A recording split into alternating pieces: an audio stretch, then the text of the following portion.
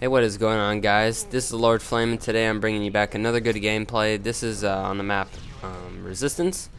This is a ground war domination match. Devin, he is here with two other confirmed players that I could see. Actually, I haven't talked to him about this gameplay. He told me to upload his 81-1, but I think that was an interchange, and I think you guys are tired of seeing interchange. Anyways, don't bang on him for using the ACR. It's a great weapon. You guys should all use it. Except please don't use it with Assassin and Blind Eye and Dead Silence or Sit Rep Pro. You know the fag class people like to be. Anyways, not gonna talk about the gameplay. Gonna talk about some confirmed stuff about Black Ops 2. Gonna also talk about some guns that are confirmed in Black Ops 2, which is very interesting. Here I got two websites for you guys. First one is where we're gonna talk about. I'm gonna tell you about the campaign. The game story will jump between two timelines, with the primary one set in 2025. Most of the game will be set in 2025. It's gonna be jumping. If you guys didn't know, it's gonna be jumping in between 1980 and 2025, because it's going to go back between, forgot what the guy's name was, we'll read it in a minute. Direct sequel to Black Ops, it says. We will find out definitely what's happening at the end of Black Ops, presumably. Mason didn't actually kill John F. Kennedy, given that he's out in the field in Black Ops 2, but who knows. I think they also said that Mason, his son, I forgot what they said his son's name is, but they said that he was the main one, so this website's a little far behind, I think. The story would be narrated by Frank Woods. He's an old man. In the 80s timeline, players will take on the role of Black Ops 2 protagonist Alex Mason. That's who it was. Instead of whatever Mason the other guy was, it's his son. 2025 players will take on the role of David Mason, who is the son of Alex Mason. Okay, I'm sorry guys, I have no idea what I'm talking about. Alex Mason is the old guy, the other guy in Black Ops, and what did it just say? David Mason is his son. Okay, will play a part in the story. Hello, daddening of video games. That's what it says. In the game's fiction, there is a second Cold War happening between China and the US due to the scarcity of rare earth elements used to make tech devices and military weapons. So, like Fallout, if you guys ever played Fallout, pretty sure that storyline went along with the same sort of thing about China and US being on a nuclear war against each other. But on that game, there was a nuke. Many nukes used, and I'm not sure if there will be any used in this game. David Vondahar put up a tweet. He says something blah blah blah, I forgot what it was, but he had a bunch of radioactive signs, the nuke symbol. He had like put that up there like 15 times or something. After what he said Black Ops 2 will have, and then he just wrote that. So pretty much I'm thinking there's gonna be a MOAB thingy. I wouldn't like to see a stackable MOAB type nuke thingy like in Modern Warfare 2, because it was too easy. And if they're gonna do a stackable, don't let it end the game, because I don't know how many games I have gotten in and done that, and people have done it also against me, and it pisses a couple people off. It's kind of fun to do that to people that are trash talk, but other than that, it's not that great. It says the story is based on a real-world possibility, as China, according to the folks at Treyarch, currently controls 95% of rare earth metals in the world. Typical.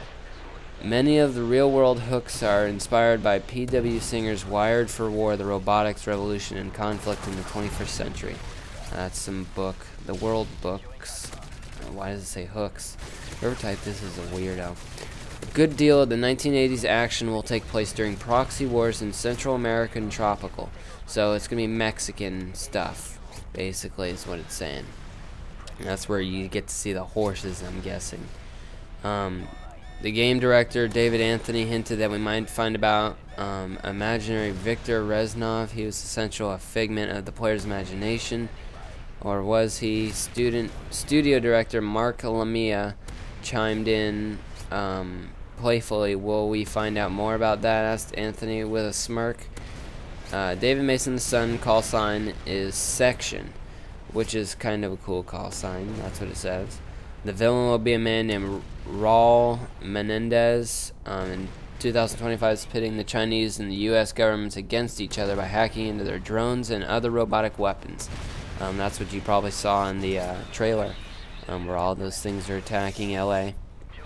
The story was written by from the ground up by Dark Knight and Batman Begins co-writer David Goyer. Goyer's joined the first Black Ops part of the way through. He wanted to create a memorable villain with Menendez. So we got a movie writer and a book writer in this. That's amazing. I didn't even know that until now. I already saw that. It says there'll be at least one female soldier in the game, a pilot named Anderson. She laid quite a bit of waste during the entire LA mission. The president in 2025 is also a woman and appeared in the LA mission. Doesn't sound very good to me. You can point out why the war is like that.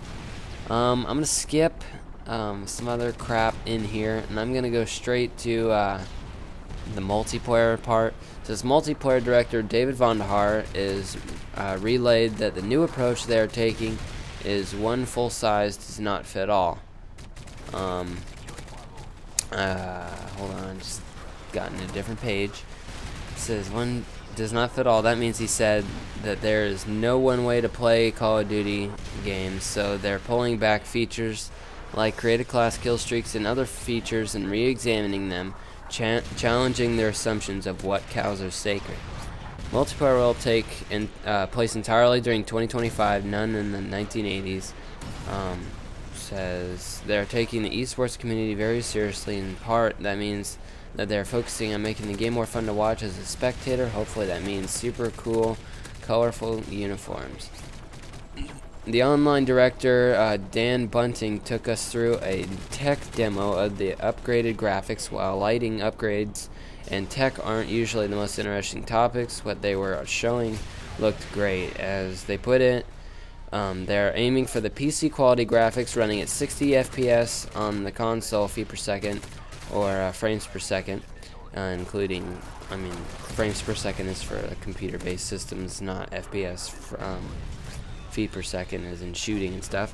The illusion was quite convincing. We saw two unpopulated multiplayer maps. The first map we saw was a new naturalistic map located in a village in Yemen. The second map was called Aftermath and was set in a ruined downtown LA, presumably after the drone attack that we saw in the demo.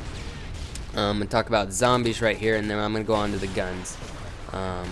We got about 5 minutes, about 2 or 3 minutes. I don't know what I was talking about, 5. Zombies will definitely be back in Black Ops 2. You guys probably already knew this. Will feature all new modes that are more fleshed out than ever. So, more blood. Yay, I can't wait. There will be more zombies and more modes, just more, says. The zombies are in the multiplayer engine. If you think about all the things we can do with our multiplayer engine, Lamia said, you can start to think about how we might be looking at this. Okay, then. Like, if you thought about the Black Ops dogs, the multiplayer dogs, kill streak, if you watch, they react the same way the dogs and zombies react, so they both ran on the same engine, they just had different looks and stuff. Zombies are the only confirmed co-op aspect of Black Ops 2. The campaign and Strike Force modes have not been announced to feature co-op. Okay, now I want to talk about the guns, guys, the Black Ops 2 weapons list. I'm going to name all the guns, and then I'm going to get what I can talking about what they are. The XM8 is an assault rifle. You guys have seen that as the main one on the trailer. I could just put these things in the description so you guys can read the guns. The M16, the SCAR, it's an assault rifle. The Magpul M4A1, it looks like the standard M4A1. The MP7 has been announced. It looks a little different than on Modern Warfare 3. Looks like the clip is in the front The Saw light machine gun has been announced. I love that gun. An unknown tri-barreled shotgun, possibly 870 MCS shotgun. The Chris Card pistol, that's the one that some guy was holding in a Subway looking thing. It's a pretty cool looking gun. Next to it they have the real one or something. The M1911, you've seen that in Black Ops.